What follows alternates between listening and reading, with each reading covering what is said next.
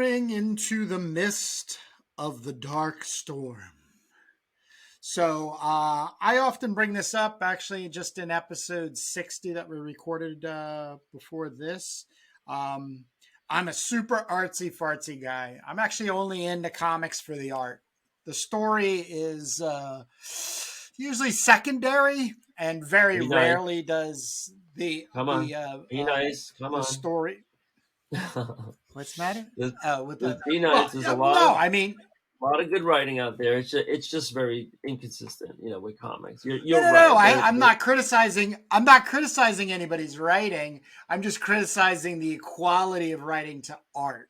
Comic books, I think, are a really, really interesting place, and I think the interest starts with it's an entryway into the arts. Now, if you end up getting stuck in comics, I think that's one thing.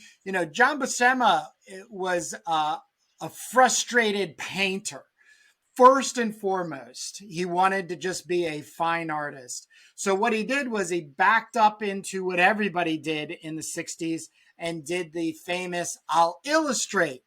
But he couldn't get enough work in illustration. Somebody said, hey, you can always pick up comic book work.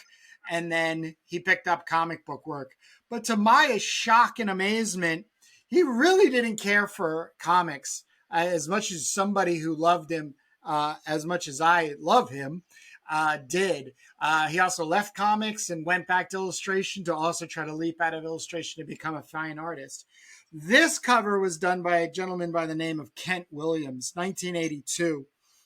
He is one of my ultimate favorites in art. He lives in California.